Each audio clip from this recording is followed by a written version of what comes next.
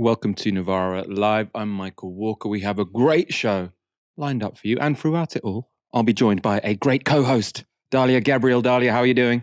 Hi, Michael. I'm doing okay. It's grey and horrible here, and my partner is currently baking in the Sicilian heat. So I think he's probably more worse off right now because it sounds horrible, but also where the hell is this summer? I'm devastated. I shouldn't be wearing this in July. Keir Starmer's decision to keep the Tories' two-child benefit policy might be one he's starting to regret. Yesterday, Labour MPs rounded on the leader, apparently seething at his plan to keep at least 250,000 kids in poverty and a further 850,000 deeper below the breadline. Today, it was the SNP's turn. This was SNP Westminster leader Stephen Flynn in Prime Minister's Questions. Voters in Scotland are used to child poverty under the Tories. They almost expect it. But what they don't expect is child poverty support from the Labour Party. And if we look very closely right now, there is a shiver running along the Labour front bench looking for a spine. Now, Mr. Speaker, does this not tell us something much bigger? That for children living in poverty in Scotland, Westminster offers them no real change. It offers them no real hope. Last year, over 80,000 children lived in Scottish households whose income had been reduced by the two-child benefit cap. And since the cap came into force in 2017, Scottish families have lost out on £341 million. The SNP government in Holyrood has tried to offset that damage by introducing a Scottish child payment. It amounts to £25 per child every 4 weeks and doesn't depend on how many children there are in any household. And all this means Starmer's backing of the two-child policy may prove politically damaging in Scotland, where it's SNP voters, rather than Tory voters, who need convincing. Writing in a Times opinion piece, Scottish columnist Kenny Farquharson said this: "The SNP has grasped this the way a drowning man being swept downstream grasps a branch from an overhanging tree, and the Nationalists are right to think this Labour misstep may prove to be their salvation. Starmer has now put Scottish Labour's resurgence in jeopardy. The SNP voter most open to a switch to Labour at the UK general election is one for whom social justice is a greater motivation than getting teary-eyed singing Flower of Scotland." He goes on, "If Starmer cannot personally commit to the fight against poverty, why should habitual SNP voters change their ways even temporarily? You can sense Anas Sarwar's frustration. This row seems perfectly designed to halt Scottish Labour's rise in the polls. Worse, it has given the SNP permission to attack Scottish Labour from the left."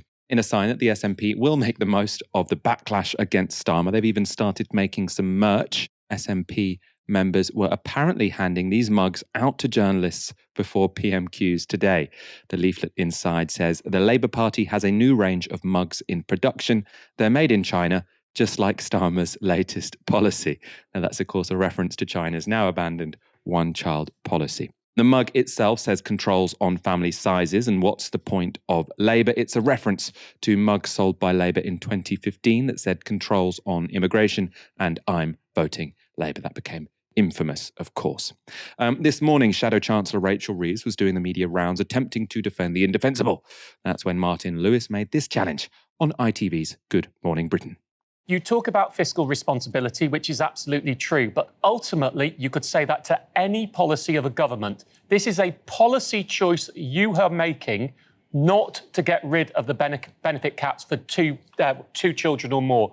On Twitter, the hashtag Sir Kid Starver was trending, and that was originally come up with by a left-wing commentator. How does that make you feel in the Labour Party? Are you making the right policy choice not to do this?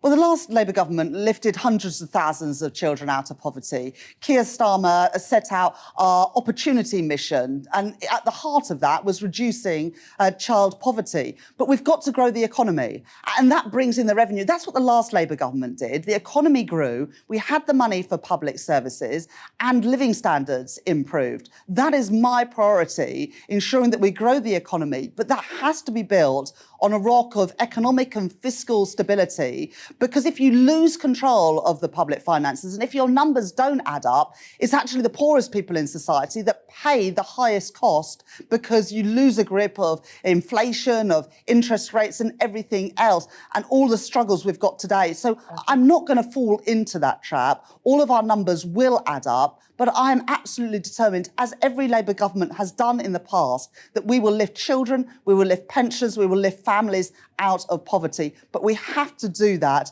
on that rock of economic and fiscal stability. That is our duty to the country. That ironclad commitment to so-called fiscal responsibility, meaning no borrowing and no tax rises for public investment, is the opposite of the 1945 Labour government. They built the welfare state when the country was genuinely close to bankruptcy. They also recognised, though, that if you wanted to rebuild the economy, you had to make sure that people were healthy, that they were happier than they had been, that they had secure housing. Labour now seem to have forgotten that to some degree. It's also at odds with Joe Biden. Across the Atlantic, Joe Biden's expansionary economic programme has been attacked by his right-wing critics, but unlike Starmer and Reeves, he's responded to those attacks with pride. This is Biden's latest campaign video featuring far-right Republican headbanger Marjorie Taylor Greene. Joe Biden had the largest public investment in social infrastructure and environmental programs that is actually finishing what FDR started, that LBJ expanded on, and Joe Biden is attempting to complete programs to address education, medical care, urban problems, rural poverty, transportation, Medicare, Medicaid, labor unions, and he still is working on it. It's very impressive, sort of embracing what was supposed to be an attack from Marjorie Taylor Greene and saying, yeah, of course I'm pro-Labour and I'm in favour of social security and investment in a green economy. Very, very effective. That was the sign, I think, of a confident politician. UK Labour are much less keen, of course, to put themselves on the side of the working class. Indeed, it's another class they've been wooing. Rachel Reeves has been sending personal letters to Tory financial backers, inviting them to breakfast. A cynic might wonder whether it's those cosy breakfasts that have led Labour to rule out tax rises on the rich, and which mean we're told there's no way we can fund a decent standard of living for all of Britain's children, however big their families might be. Dalia, in England, I mean, you can see the logic of why the Tories think they can't go too right-wing and saying these voters that we are really laser-focused on are Labour Tory swing voters. Therefore, we just really have to hammer home this point that we're not going to increase taxes and we're not going to go more into debt because they think those are their weaknesses, with those particular voters. In Scotland, it's quite a different story, though, isn't it? The polls were starting to look good for Labour. If the SNP can attack them on this, then that could be a real blow to them. Yeah, and I don't see a pathway to Labour having a resounding victory in the general election, or even a victory without Scotland, without winning Scotland back. I'm sure, if they were able to, if they didn't get Scotland, maybe they could scrape through, but I can't see it being a resounding victory without regaining those votes from the SNP. But there's so much in that story. Child poverty is probably the biggest scandal of the past 10 years of Conservative rule. And that's really saying something because it has been a very scandal-ridden 10 years. You have, 44% of families on low incomes having parents not eating meals in order to make sure that their children can be fed.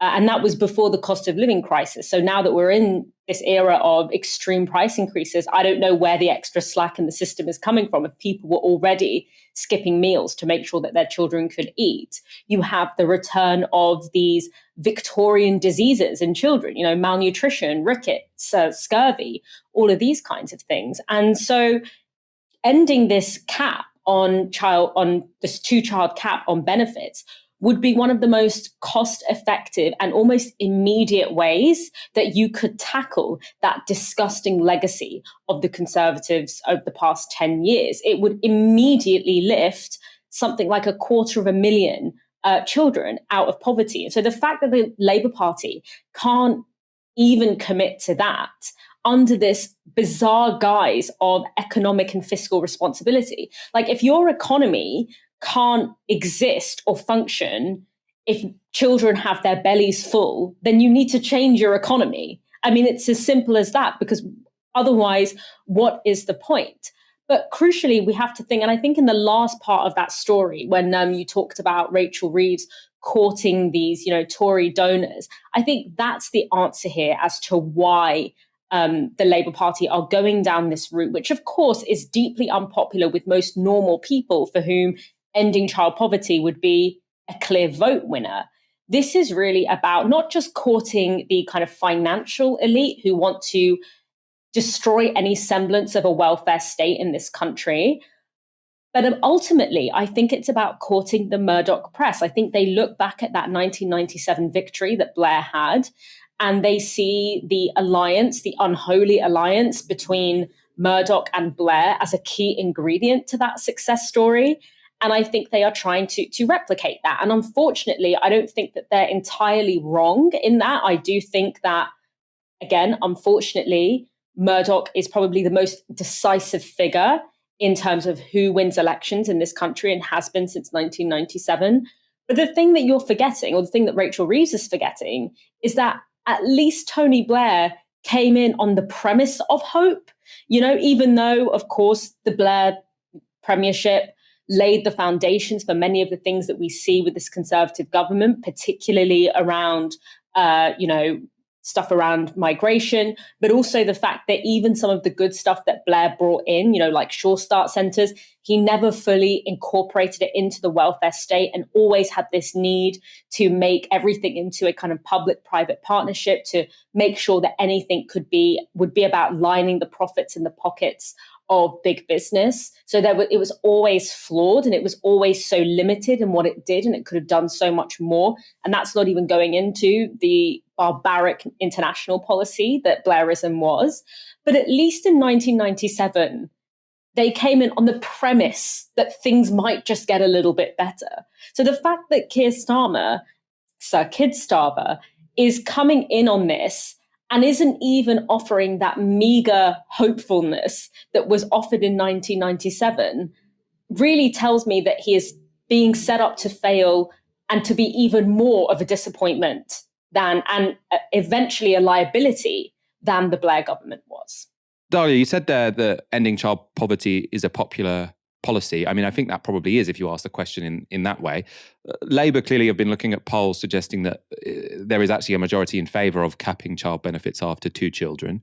Do you think that's is that surprising to you?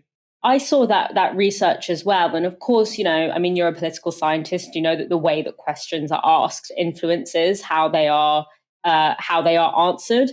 And unfortunately, we live in a country where for decades now, including under Blairism, where the whole benefit scrounger myth was at its height, we've lived in a country where the press and politicians have been telling us that, poor children and working class people are somehow like the enemy of progress in this country, and that it's a zero-sum game, and that the pie is this big and all we can have from it are crumbs, and that people who are disabled, people who are working class are the reason that we have inequality in this country. And so in that context, people being told, because people have been made to think that benefit caps are going to make their lives better because of this divide and conquer that we have amongst the working classes, where people are trying to kind of kneel down on the people who they see as lower than them or as more vulnerable than them.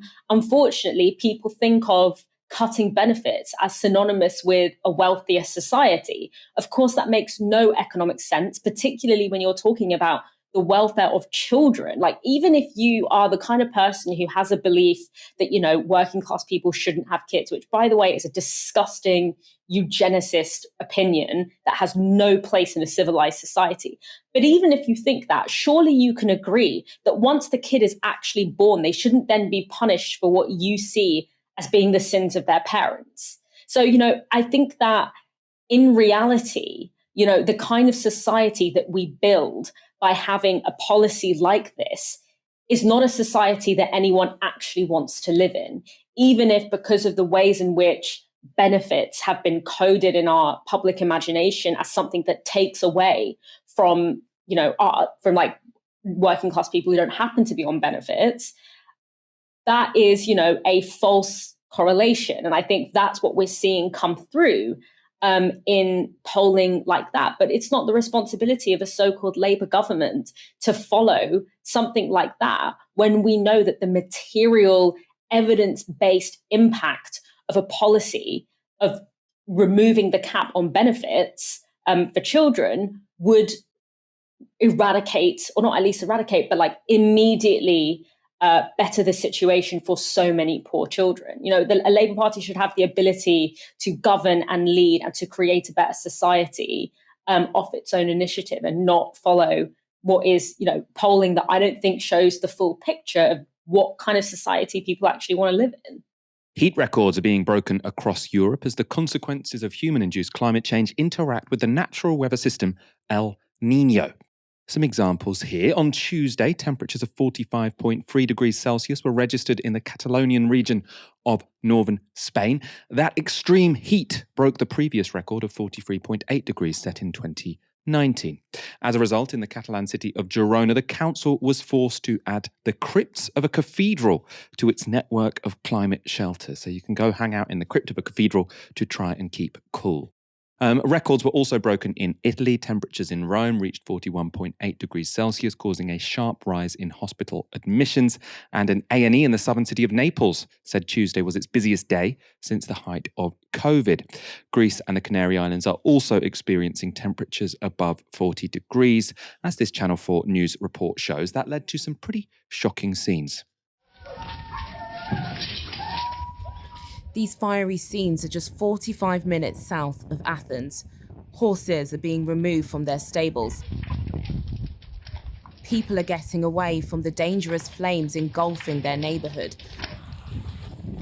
Text messages from authorities earlier in the day telling them that where they were was no longer safe. Over in Spain, a similar picture. Firefighters here setting ablaze to contain one. A fire that's caused thousands to flee the island of La Palma in the Canaries and left wrecked homes in its path. This used to be Alfonso Ballesteros' kitchen. His oven is barely recognizable. I told my wife to dress the children calmly, that the fire would take time to arrive. But after 10 seconds, I had to tell her to grab the children naked if necessary. The fire is already here. I had to leave my house because I couldn't breathe. I couldn't see anything. This is Europe on what's set to be its hottest week ever recorded. So it's hottest week ever recorded. Very, very scary. The European heatwave comes a week after research was published suggesting there were over 61,000 heat-related deaths in Europe last summer, which was the hottest recorded on the continent. So we assume it's now going to be overtaken. That's what the forecasts are suggesting. Of course, it's not just Europe registering extreme heat. In Death Valley in California, temperatures have reached 53.3 degrees Celsius, which is close to the global record, and multiple regions of China and Japan are experiencing extreme heat. To discuss the high temperatures across the globe, I'm joined by environmental policy researcher Laurie Leyburn. Laurie, speak to us about how unusual these events are. I know a record has been reached, but by how much, how unusual is it to see temperatures above 40% in southern Europe? Well, the Earth, the whole planet, has not experienced anything like this on the instrumental records. About 175 years ago, society started to use thermometers and other instruments to actually record temperatures, and this is hotter than at any point in that period. Some of the science, which looks at dates that go back further, we can use things like ice cores and other ways of judging temperatures before we use thermometers. Some of that says that we probably haven't had this for 120,000 years. So since societies have existed, and then some. So this is record breaking in almost every sense globally. So when you hear right-wingers say, well, sometimes the world gets hot, if you look at the geological record, I suppose the response is, yeah, but not when humans have been around. And I suppose that's what we really care about, right? The sphere that we call the globe, or that we call Earth, will exist however hot it gets. The question is how many of us survive with it. In my introduction, I was citing sort of research from last week that said 60,000 people died across Europe from heat-related causes last summer. I mean, what is a heat-related cause that someone might die from? Well, basically, to regulate heat that's hitting your body, you basically breathe and you sweat. And people with pre-existing conditions, people with heart problems, lung problems, and so on, will find it more difficult to regulate the heat, and it will have more of a stress on their body.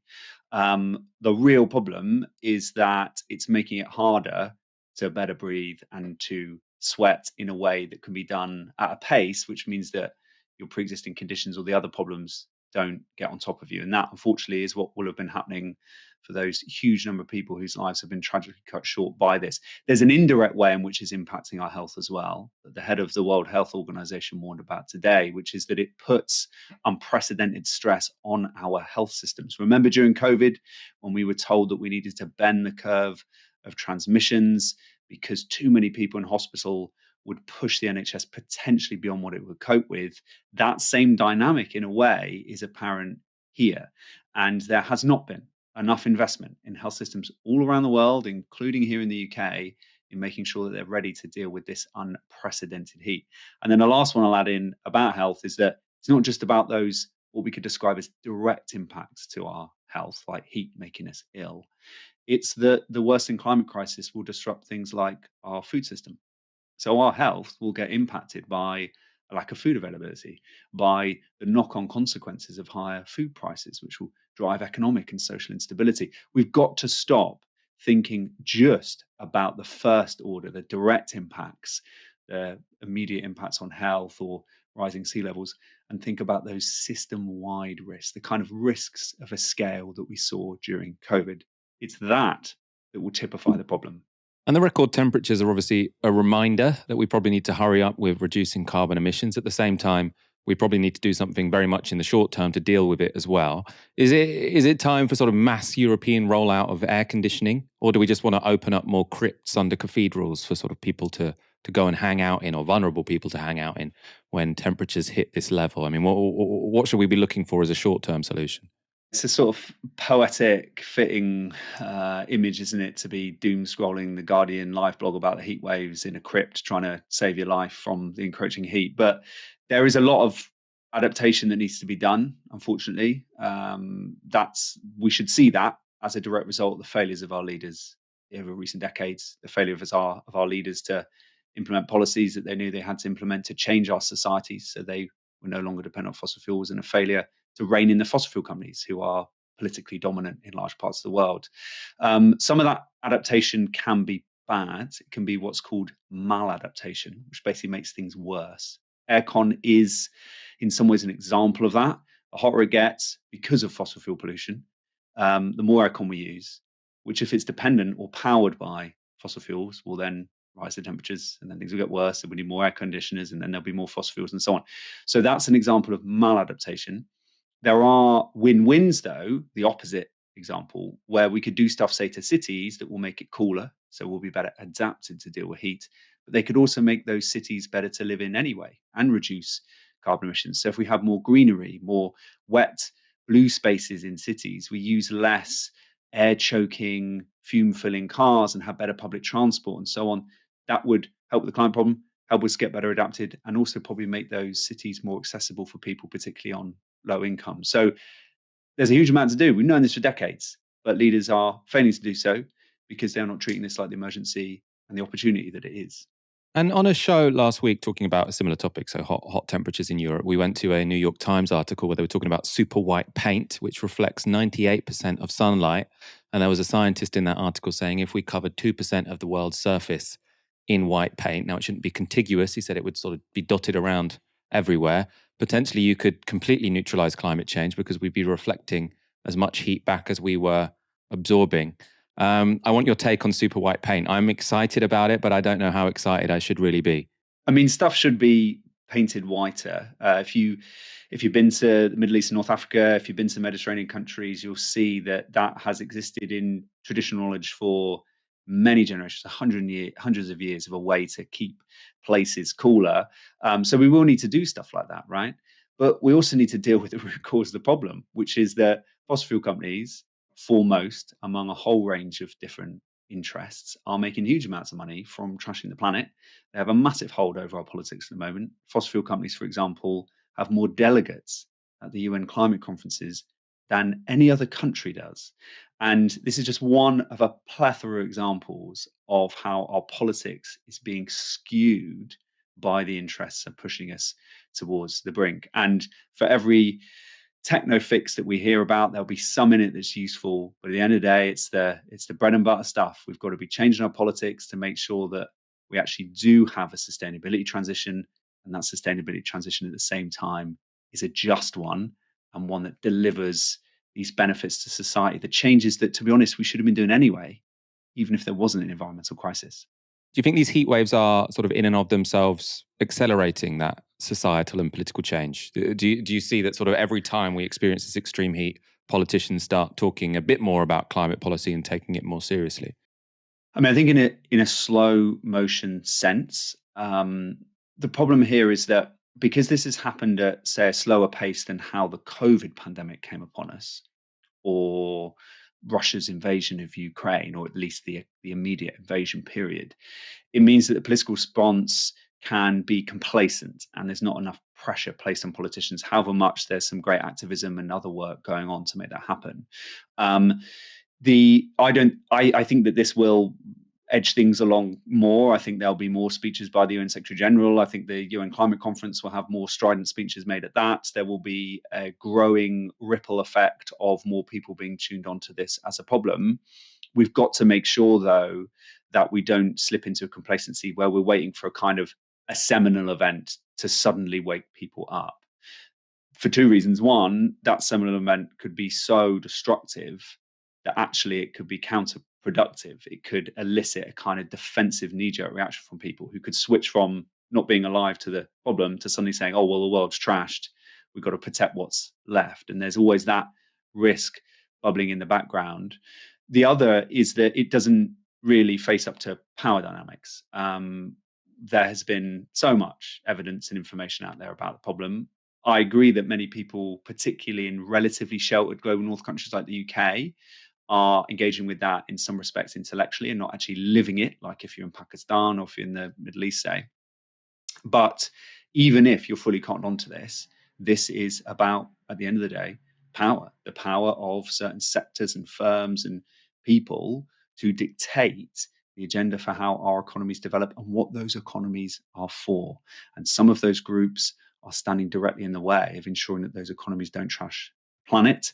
And another set of interest groups who want to change that and ensure those economies work better for people and planet are not getting the time that they need in the political process. So we've got to make sure that at every opportunity to fight back against those power dynamics is not wasted. The BBC is at the centre of a new political drama. That's after it published a story about Nigel Farage and the closure of his bank account, a story that's now being called into question.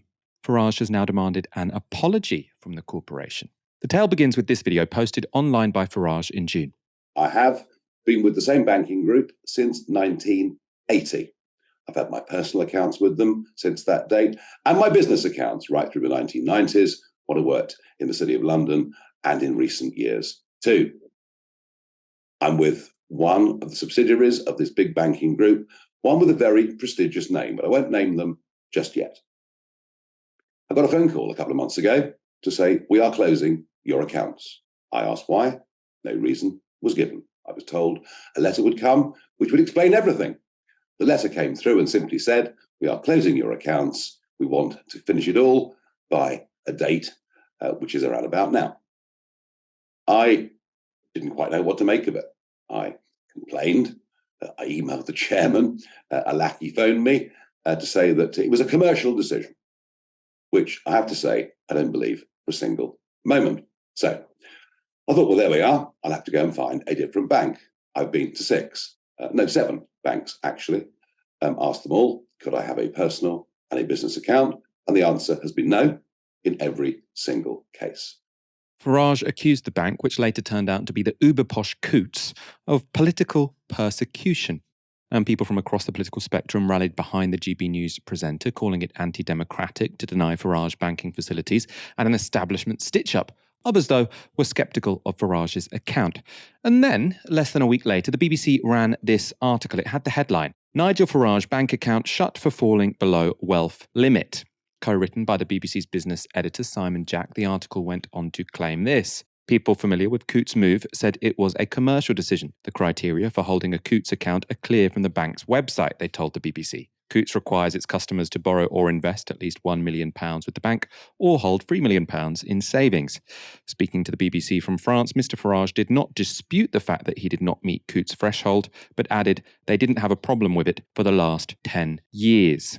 This was Farage's reaction to that story. Coutts, who I hadn't named, but Coutts decided to brief their friends at the FT and the BBC that I'd fallen below the financial threshold limit for having an account.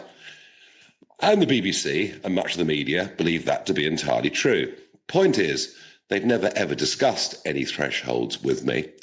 And this afternoon, Simon Jack at the BBC, to his credit, has tweeted that a number of Coutts customers have been in touch with him to say they too are below the so-called financial threshold, and yet their accounts haven't been closed.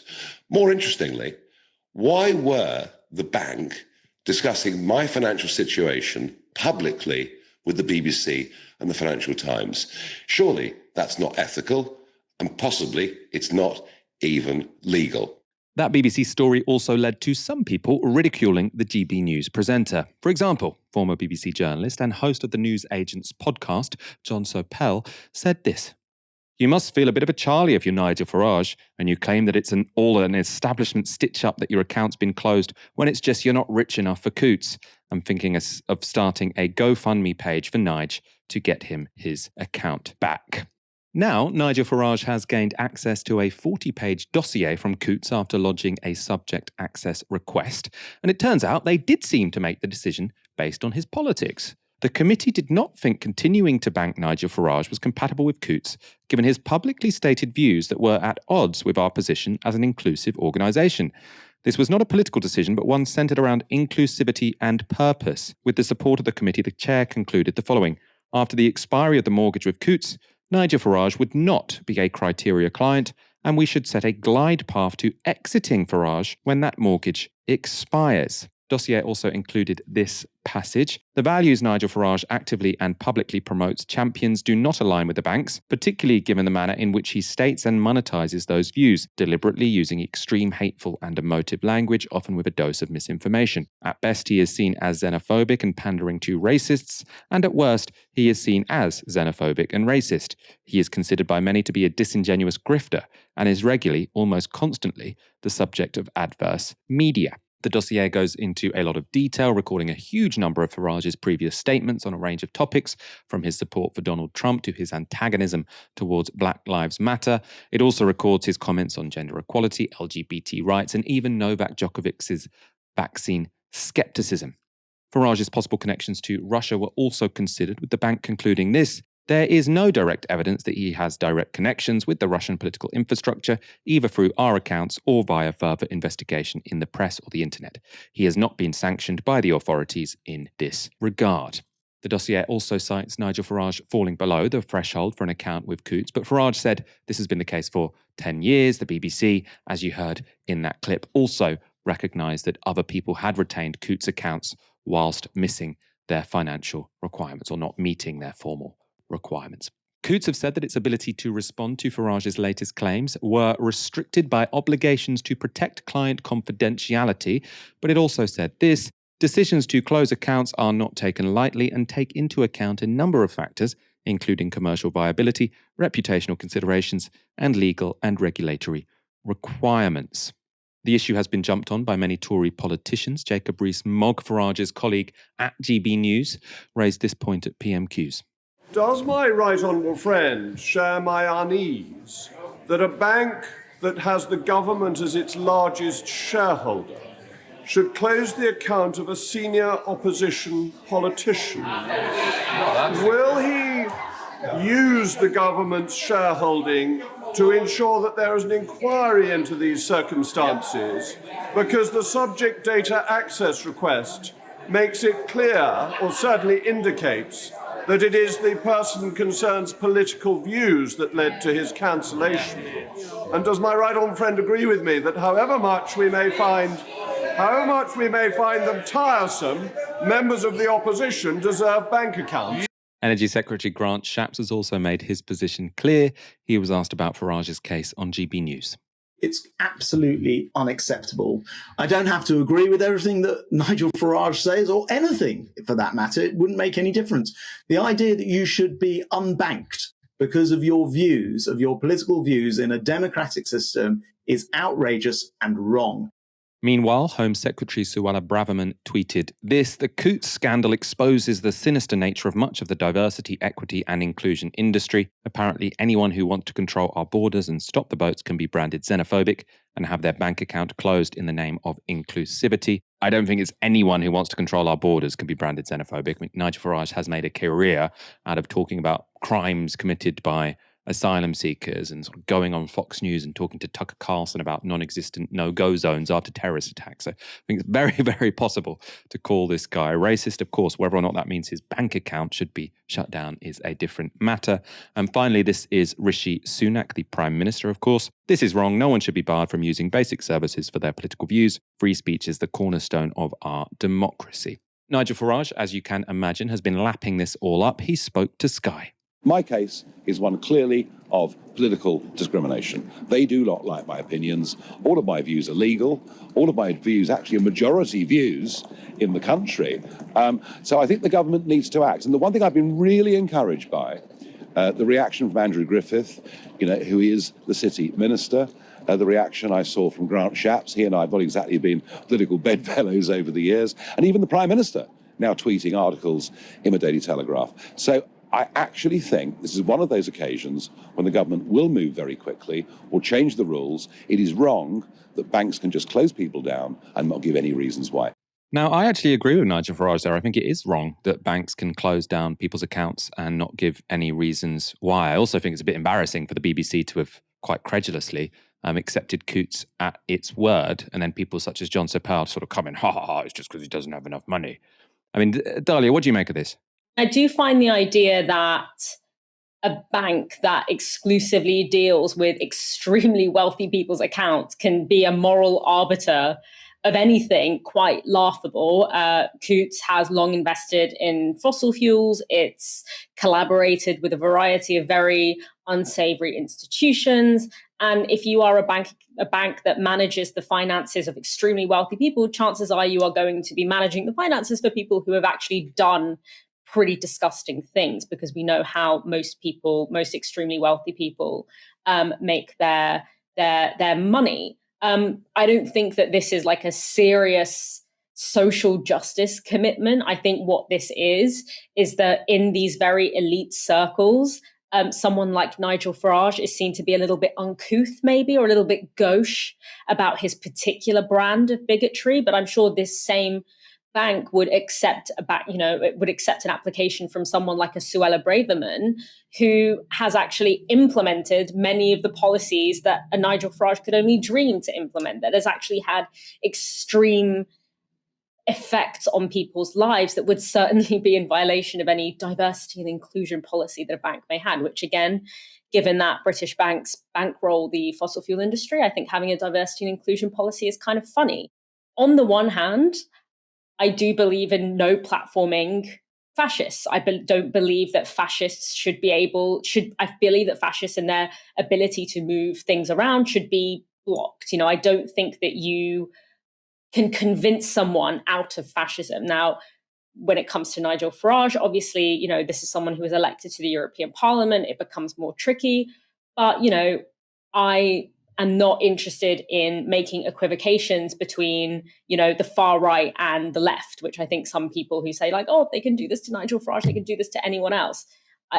I think that they'd be willing to do it to, we know that, for example, Palestinian solidarity campaigns have had their bank accounts shut down many times. They already do this. This is not the beginning of that kind of thing.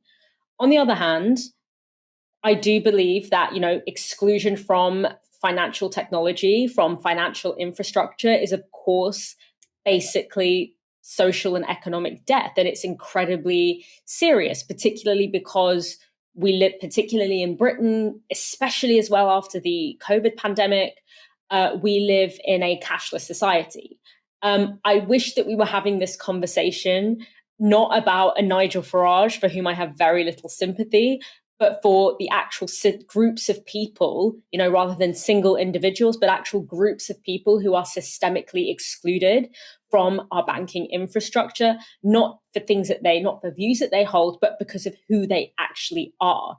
And the people that are included in this are unhoused people, recently arrived asylum seekers, and sex workers. These are the groups of people that are actually on a systemic level and on an everyday basis are excluded, often indiscriminately, from participating in the banking system. And they are facing the consequences of that because of who they are.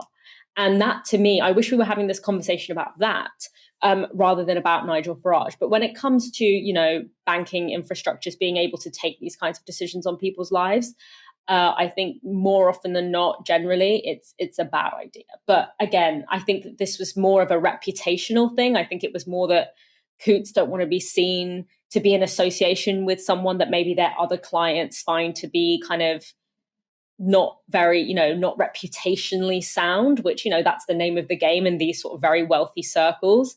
And because, he didn't have enough money to actually be a valuable client, they were like, this is just dead weight, we're happy to get rid of him. So this is the idea of tying this in to like actual fights for social justice and, anti-racist organizing and all of this, which is what Suella Braverman did, is ludicrous. This is just a bank trying to manage its reputation amongst very wealthy people. Yeah, I mean, I agree with that. I don't think the Coutts have done this for moral reasons. I think, I don't think anyone's suggesting they've actually done anything wrong, because they have just looked at their commercial interests and decided that it's not in their interest to be the bank of a very controversial person. But I do think that if we accept that private corporations can make such decisions based on reputational risk, then that will come and bite the left in the arse. Because obviously, over the Corbyn years, we've seen that there can be many left-wing people who also get called racist. Now, I think it's obviously more justified when it's directed at Nigel Farage than when it's directed at Jeremy Corbyn. But if what we're talking about is reputational risk, then it's not actually about facts, is it? It's just about whether or not banks or any other public service has to provide that essential service, or whether they can just say, well, it's difficult for us, so we're not going to do it. Like, I do think there is a sort of rights issue that matters here, and it would make sense for, I agree with you totally, Nigel Farage isn't the biggest victim of the banking system in this country by a very, very long way. But I think the left are in a stronger position if they can say, yes, that's wrong, unequivocally. It's wrong for them to have shut down his account. There are also bigger issues to talk about. Yeah, I mean, it is. But the point is that the banking system has always done this. It's just become legible. Like, it's not like a thing of, they're just starting to do it now and then it will come back. It's already biting us. Like I said, Palestinian solidarity campaigns have long experienced their accounts being shut down because of their political activity. And this is actually something that's disproportionately more wielded against the left than it is against the right. It's already the case. The primary victim. I just think it's interesting that the point at which this becomes a national scandal is when it happens to someone like a Nigel Farage. And the reason that is the case is because deep, deep down, as much as Jacob Rees-Mogg and Grant Shapps might like to distance themselves from a Nigel Farage character and say, I might not agree with everything that he says, ultimately Nigel Farage is seen as bedfellows with particularly the people who are in government right now. That's what this really reveals to me, rather than any kind of revelation about the fact that banking systems and banks in this country have a lot of power, wield it politically, and exclude people systematically based on that power. Dan Wootton has used his GB News show to respond to allegations made about his behaviour in both Byline Times and The Guardian. Those allegations included a claim that Dan Wootton had posed as a made-up character to offer men money in exchange for sexual images. The alleged victims included Wootton's colleagues at his former workplace, Murdoch-owned News UK, and Byline Times quote one of the alleged victims as saying the requests felt like blackmail and entrapment. Byline say they have identified 5 co-conspirators along with around a dozen victims. This was part of Wootton's response. I, like all fallible human beings, have made errors of judgment in the past, but the criminal allegations being made against me are simply untrue. I would like nothing more than to address those spurious claims. I could actually spend the next 2 hours doing so, but on the advice of my lawyers, I cannot comment further. But I have been thinking much over the past few days about the current state of social media, where any allegation can be made in an attempt to get someone cancelled, but it is impossible to defend yourself against thousands of trolls. That said, I am coming on air tonight with a lot of humility too. I think being in the middle of this witch hunt has made me think a lot about the sort of journalist and broadcaster I aspire to be. One focused on the massive political threats facing this country, not on personal attacks. I mean, who doesn't have regrets? Should I be cancelled for them many years later? Or do you accept that I have learned and changed? So that was an interesting statement. Dan Wootton says that, like all fallible human beings, he has made mistakes, which to me reads as an indication he accepts that at least some of the reporting in Byline is true. And while he denies any criminal activity, he still hasn't denied he is behind the pseudonym Martin Branning. Now, that's the character who had been asking for sexual pics or asking for sexual pics in exchange for money. Now, as for his desire to be a better journalist, which you heard there, you'll be unsurprised to learn that the following 2 hours of Dan's show included a fawning interview with Neil Oliver, who called climate change a hoax, and another segment attacking Meghan Markle. So the idea he sort of turned up with humility and he's going to change as a person, I do not believe a word of it. Let's look at some more of Wootton's monologue. I do also note that there are dark forces out to try and take this brilliant channel down. Whether it's Nigel's bank account, which we're going to hear about from him soon, Patrick's Twitter, Jacob and Lee's ability to speak out, Calvin, who is also here tonight, his right to have religious views, or Lawrence speaking out against the entertainment establishment. We have all found ourselves under attack. And that's because GB News is the biggest threat to the establishment in decades. And they'll stop at nothing to destroy us. If you were the biggest threat to the establishment in decades, I don't think you would have attracted £20 million in venture capital. Now, venture capital doesn't fund channels it thinks will undermine their power. They fund channels they think will strengthen it, right? That's why there wasn't venture capital throwing £20 million into Novara Media when we got started, right? Because we don't campaign for the things which venture capital wants. In this case, funding GB News was a smart move, right? They are doing what venture capital wants. Nearly all the hosts on GB News want taxes slashed. The channel consistently defends the interests of fossil fuel giants by opposing climate action. And at least 4 of the channel's hosts are literal Tory MPs, and they have the cheek to call themselves anti-establishment. Dalia, what do you think of Dan Wootton painting himself as a victim here? I mean, I'm completely unsurprised. This is the business model of GB News. It's victim narrative. It's self-victimization. It's appealing to their audience, who are often middle-class white people who have experienced a modicum of perceived loss of social power and are lashing out and believe that they are victims of, anti-racism or Black Lives Matter or feminism or whatever. And that's what he's playing that tune. He knows it's effective. He knows it tickles a nerve. It like scratches an itch for his audience. And of course, it's complete projection because they call everyone else snowflakes and they call everyone else, subscribing to this victim narrative when really they are the CEOs of the victim narrative. But another part of this sort of projection that I find really funny, but actually quite sinister in many ways, is him saying that, this is just because dark forces, powerful forces are trying to bring down this channel. And so they're throwing all of these accusations at me. First of all, this is coming from like the Kim Kardashian, Kris Jenner playbook of PR, to take a scandal and instead of shying away from it or denying it, to like flip it on its head and use it to promote the narrative about yourself that you're always trying to push, which is that you're anti-establishment, even though materially you clearly are not. But it's also projection, because that is exactly what Dan Wootton and GB News were trying to do with the Hugh Edwards story. We know that it wasn't about any genuine belief about what Hugh Edwards may or may not have done, because when it comes to what the actual Sun was reporting on, the evidence that they had was very lightweight. Obviously, I don't know Hugh Edwards. I can't comment on his character. But when we're talking about the actual evidence that the Sun went off on, it was flimsy. What that story and egging that story on was about trying to discredit the BBC, to bring down the BBC, because the BBC have a large market capture of news broadcast media in this country, and the likes of GB News, The Sun, the Murdoch Press, etc., want to get rid of that so that they can fill that vacuum.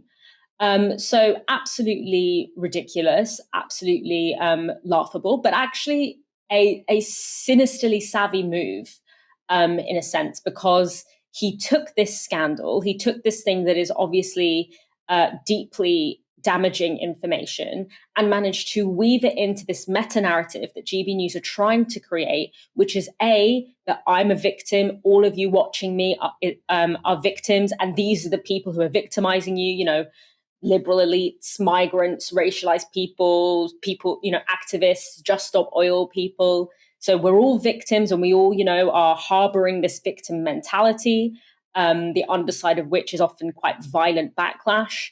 And also that we are anti-establishment. So it's an effective weaving in of what should be a very damaging scandal into the meta-narrative that they are trying to curate for themselves. And unfortunately, I do think a lot of their audience are probably going to buy it.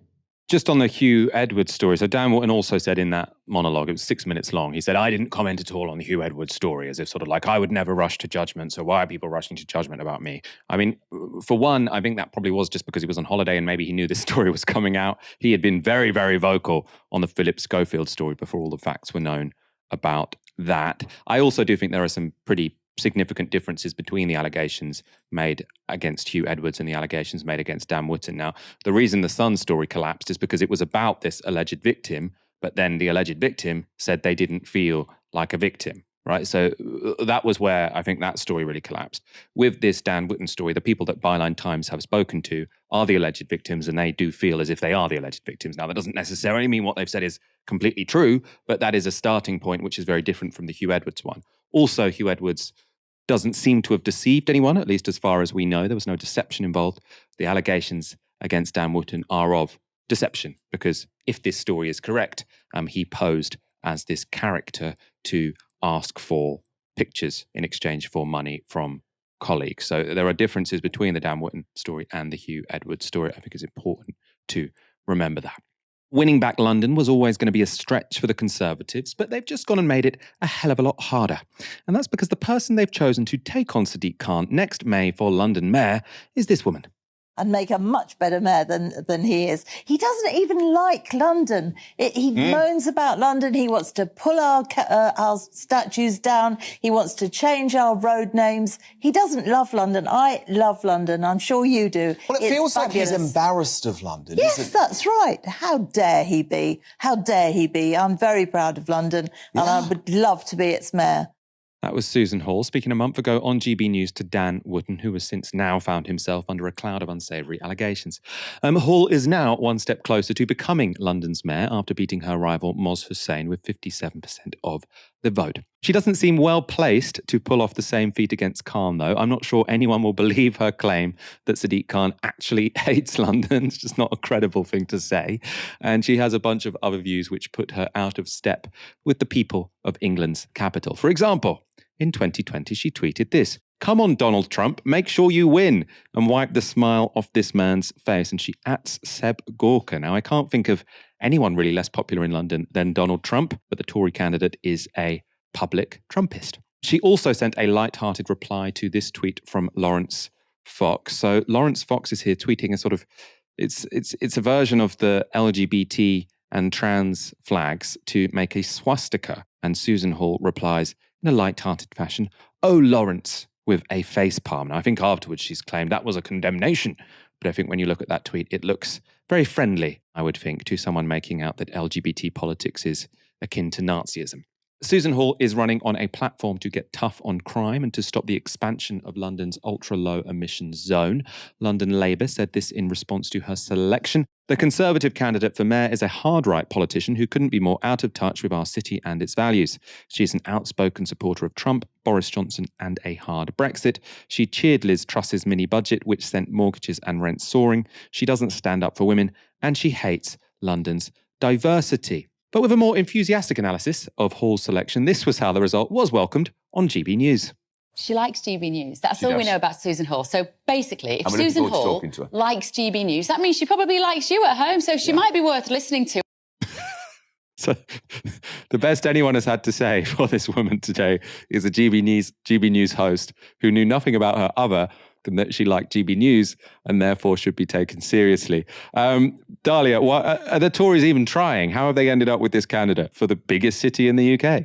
Yeah, I think that from when they ran Sean Bailey, I was just like, the Conservatives have given up on the London mayoralty. Like, they're just not interested, which is actually quite interesting to me because the London mayor is actually quite a strategic position. I think, don't quote me on this, but I think that the London mayor is the only other elected person that has the same salary as the Prime Minister, which kind of tells you that it's a politically very important position. You know, they have control of a significant budget. They have a lot of executive power. So I'm not really sure why the Tories would give up on an election like that. I guess they feel like there's not really a pathway to victory for them at the moment in London because of the racism of the central party. It's very hard to win in a place like London when that is what your party brand is, and it's very difficult to dissociate the mayor, your mayoral candidate from your broader party brand. But I do think that it's very important to note the relationship between Hall and Donald Trump. Because I think one thing we don't talk about that much is actually the role that Sadiq Khan plays in the imagination and in the galvanizing of the global far right, particularly the Anglo-American far right. There is a lot of coverage on Fox News, for example, about Sadiq Khan, and that is a deliberate choice. It's not normal that you would have news in America, broadcast news in the US covering or having any interest in what the London mayor is doing. But because, of course, Sadiq Khan is a Muslim, he's perceived to be left-wing. I would disagree with that. But there is a lot of coded language around him as the first Muslim mayor of London, around him being, particularly associating his mayoralty with a rise in crime, with a rise in knife crime, and that being very much racially coded. We also saw the same thing in the aftermath of one of the terrorist attacks in London, that Donald Trump was tweeting implicating that Sadiq Khan believed that there was nothing to fear about that taking place in London. We saw Donald Trump retweeting tweets by Katie Hopkins talking about Londonistan, which is, of course, incredibly racist, especially in the context of the mayor being Muslim. And so I think that kind of the role and the way, the hyper-focus on Sadiq Khan and the kind of conspiracy theories and racialized language that is used around his mayoralty as a galvanizing point in the global far right. Obviously it starts there and it ends with the Muslims are taking over and therefore we need to take up arms and we need to, defend our streets, which is, of course, and galvanize a fascistic thing.